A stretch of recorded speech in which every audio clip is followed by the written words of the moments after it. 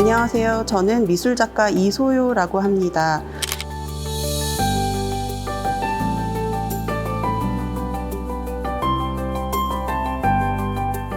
저는 자연사 표본에 많은 관심을 가지고 있고 실제로 표본 보존사로 일한 경험도 가지고 있어요.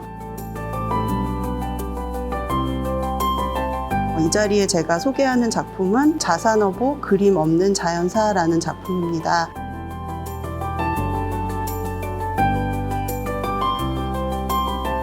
자산어보는 제가 지금 여기 들고 있는 이 책의 제목인데요. 1816년에 실학자 정약전이 흑산도 유역에 살고 있는 여러 종류의 해양 생물들을 조사해서 그 형태, 생태, 그리고 우리가 이들을 어떻게 이용할 수 있는지 그 용도까지 이렇게 자세히 설명해 놓은 책입니다.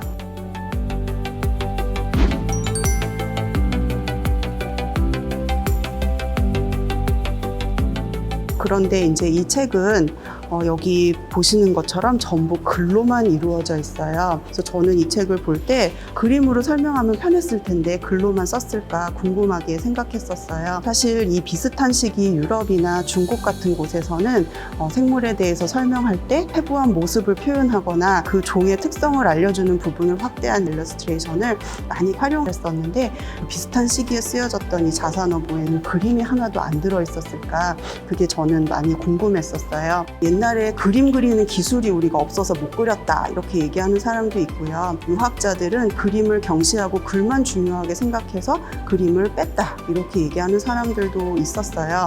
하지만 또 제가 한편 생각해 보면 그림이라는 것은 어떤 대상을 굉장히 생생하게 자세히 묘사하다 보니까 그림 속에 포함되지 않은 그 대상의 다른 여러 측면들은 우리가 생각할 수 없게 만드는 그런 부작용도 있는 것 같거든요. 그래서 생물의 모습을 각자 다양하게 해석해보고 또 마음속으로 그려보라는 의미에서 일부러 그림을 넣지 않았을 수 있겠다는 생각도 하였습니다. 그래서 옛날 사람들은 도대체 생물 속에서 어떤 모습을 관찰하고 목격했길래 이런 문자, 이런 문장들을 사용해서 글로써 이 생물들을 설명했을까, 그것이 궁금해서 제가 실제로 생물을 구해서 문장하고 비교해보면서 보조물로 만들어 놓은 것이 이 전시입니다.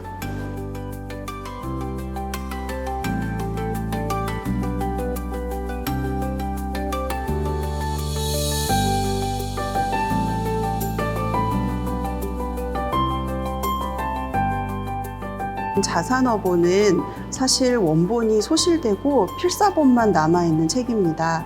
이 책이 언제 어떻게 없어졌는지는 우리가 알 수가 없는데 여러 사람들이 손으로 베껴 쓰다 보니까 필사본마다 내용이 조금씩 다를 수밖에 없었어요.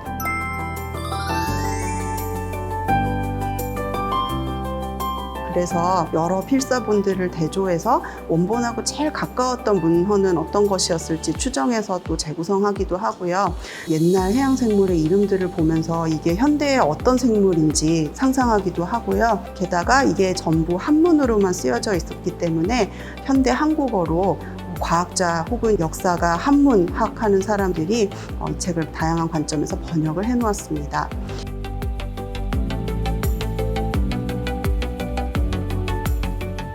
제가 여러 번역서들을 넣어 놓았는데 똑같은 문헌 하나만 가지고도 얼마나 다양한 방식으로 재해석될 수 있는지 보여주는 자료입니다. 게다가 이 책은 정약전이라는 한 사람 개인이 다 쓴 책이라고 보기는 어렵다고 해요. 이를테면 정약전이 직접 해양생물 채집하고 해부해서 관찰한 내용들도 들어있지만 그 당시 흑산도에 살았던 여러 어민들이 축적해 놓은 그런 지식을 인용하기도 하고요. 당시에 같이 흑산도에 살았던 장창대라는 젊은이의 도움을 받아서 여러 정보를 수집하기도 했다고 하고요. 또 마지막으로는 비교할 수 있을 만한 중국이나 한국의 다른 책들, 거기에 나온 내용들을 발췌해서 누군가가 정약전이 쓴 이 내용은 다른 책에서도 나오는 것 같다, 이 내용은 다른 책에 나온 내용이랑 좀 다른 것 같다, 비교해서 같이 보라고 정리해 놓은 주석까지 이 필사본들에 들어 있습니다.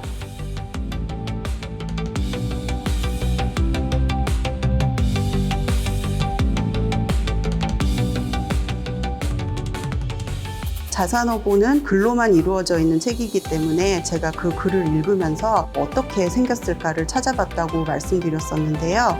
예를 들어서 문어를 한번 살펴보면요.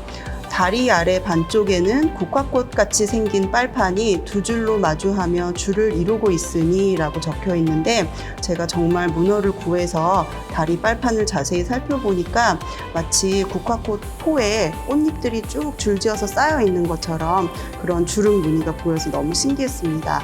그리고 또 꼬막을 보면요, 참꼬막에 대해서 세로 무늬가 나란히 늘어서서 기와지붕처럼 골을 이룬다라고 적혀 있어서 정말 꼬막을 구해서 자세히 들여다보니까 기와지붕 같이 생겼더라고요.